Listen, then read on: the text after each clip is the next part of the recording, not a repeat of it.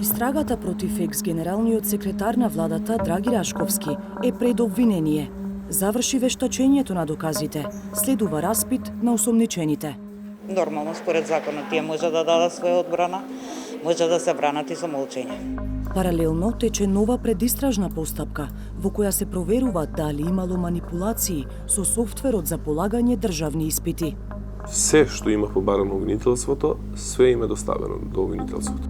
Рашковски е во домашен притвор, но има дозвола да излегува од домот од здравствени причини. Откако се појавија овие фотографии, обвинителството најави дека ќе проверува дали осомничениот излегувал од дома вон дозволеното време.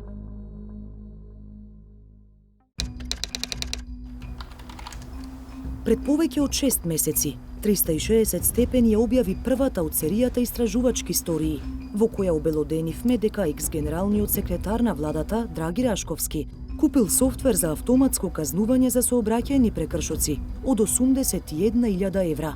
Ова треба да биде само еден дел од целокупниот SafeCity систем. Единствената институција со право да казнува, Министерството за внатрешни работи, брзо ја урна тезата на Рашковски со ставот дека ниту барале, ниту планираат да го користат софтверот, за кој никој не ги прашал. Во одбрана на Рашковски, сепак застана премиерот Зоран Заев. Чуму ние би правеле софтвер ако немало некоја причина заради МВР. Лично јас проверив, постапката е целосно законито направена. За случајот прво се заинтересира антикорупцијската комисија. Откако објавивме и дека софтверот што го купил Рашковски е речиси идентичен со негов претходно регистриран патент и дека бил платен пред да биде тестиран, во приказната се вклучи обвинителството. Веста дека е покрената предистражна постапка против него, Рашковски ја слушна на одмор во Мексико. Од функцијата секретар во кабинетот на премиерот се повлече дента кога објавивме дека вози луксузен джип, што не фигурира во неговиот анкетен лист. Неколку дена по оставката, Рашковски беше приведен, а предметот против него напредуваше во истрага. Освен тој, беа осомничени уште 3 лица. Премиерот Зоран Заев продолжи да покажува разбирање. Никој не е виновен додека не се докаже вината. Првичната одлука на судот беше 30-дневен куќен притвор за прво осомничениот Рашковски и второ осомничениот Даниел Станчев. Ке следи жалба на таквата одлука. Со мерката на куќен притвор сметаме дека и натаму ќе постои опасност од влијание на сведоците. На 21 април Рашковски и Станчев влегоа во шутка.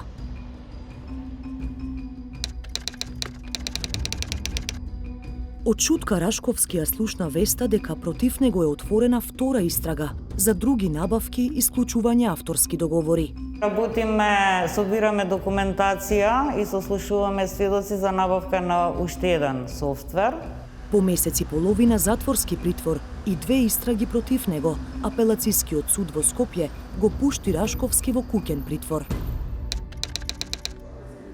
Денес предметите против Рашковски кои беа во фаза на истрага се споени во еден. Шефицата на обвинителството за гонење организиран криминал веќе најави обвинение, откако ќе завршат уште неколку дејствија. Материјално-финансиското вештачење е веќе готово и беше доставено до нас. Можам затоа што веќе го доставивме и до одбраната, така да тоа можам да го кажам, се чека уште едно вештачење. И од следната недела се почнува со распит на осомничените. Нормално, според законот, тие може да дадат своја одбрана, може да се бранат и со молчење.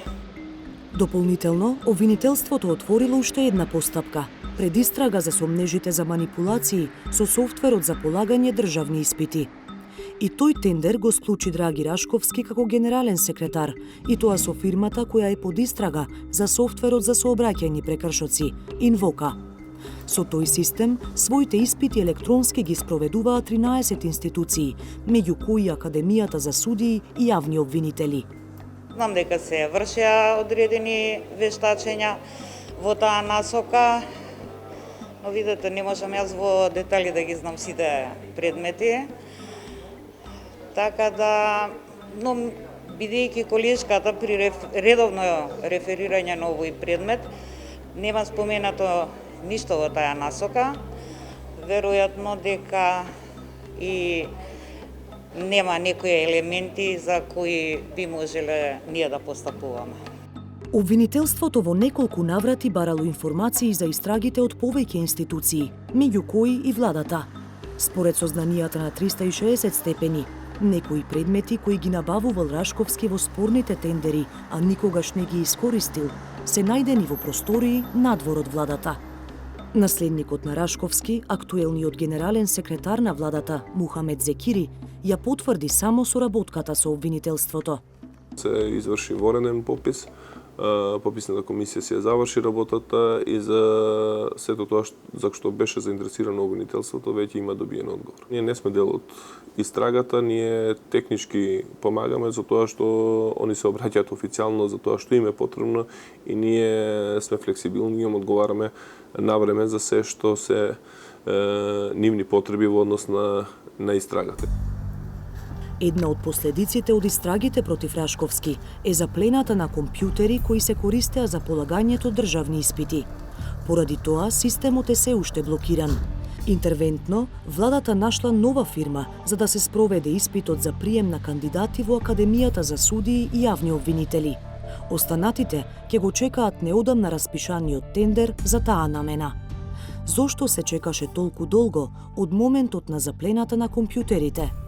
Мораше повторно да се контактираат сите институции, да се прашаат дали се согласни да се направи повторно групна набавка за сите.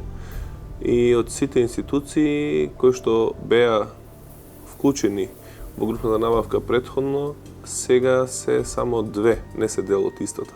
Мислам дека Министерство за здравство не е, бидејќи имало направено законски измени и повеќе нема да им се потребни. Испити кои што ги извршувале претходно и инспекцијски совет, ако не грешам. Сите други институции се согласија повторно да бидат дел од групната набавка, затоа што финансиски е поисплатливо отколку секоја институција посебно да направи јавна набавка за истата работа. Адвокатите на Рашковски одбија да ги коментираат предметите против нивниот клиент. Своите ставови засега ги преточуваат во жалби пред надлежните институции, како онаа во која понудија $500,000 во имоти пари за Рашковски да излезе од чутка. Со гаранцијата се согласи и вишото обвинителство, но апелацискиот суд на крај не ја зеде предвид. Сепак, делумно ја уважи неговата жалба и го врати во куќен притвор. Поради опасност од бегство и влијание врз сведоци, судот забрани Рашковски да употребува телефон и други средства за комуникација. Откако Рашковски дојде дома, обвинителството побара да биде вратен во шутка, бидејќи ги прекршил забраните за комуникација. Кривичниот суд го отфрли барањето со неочекувано тврдење, дека такви мерки во тој момент не постоеле. Проблемот е што кога Советот во Кривичниот суд на барање на обвинителството го продолжил куќниот притвор на Рашковски на 2 јули, во решението не ги ставил и мерките за забрана на комуникација. Ставот на судот е дека постапиле така, бидејќи обвинителството не ги побарало. Кривичниот совет донел решение согласно предлогот на јавниот обвинител, кое решение било доставено до надлежниот обвинител и потврдено од апелациониот суд. Обвинителката Русковска потврдува дека не предложиле мерки за предпазливост, но бидејќи такво нешто не се барало кога се продолжува мерка притвор. Имаше едно соопштение за еден медиум од страна на апелациониот суд во Скопје. И таму во соопштението е многу добро објаснето дека обвинителството само бара продолжување на мерката притвор или куќен притвор, но не и на веќе определените мерки. И тоа јасно стои и во соопштението на апелациониот суд во Скопје. И 360 степени се обрати до апелациониот суд. Прашавме зошто го потврдиле решението на Кривичниот суд без забраните за комуникација, кои токму апелацискиот суд ги определил со првичното решение за куќен притвор.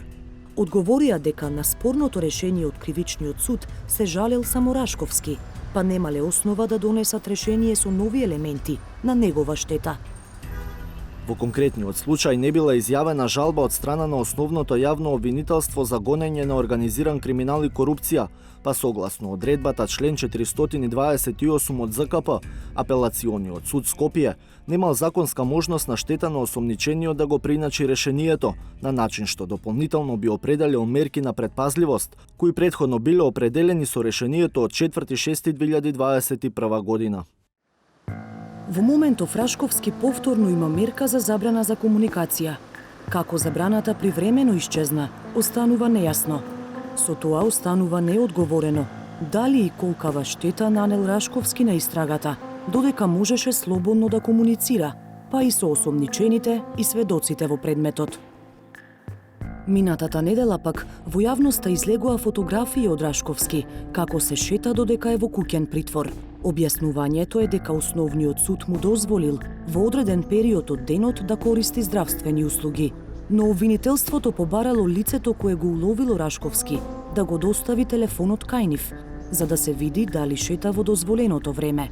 Ако се докаже спротивното, ќе се бара повторно да биде вратен во шутка.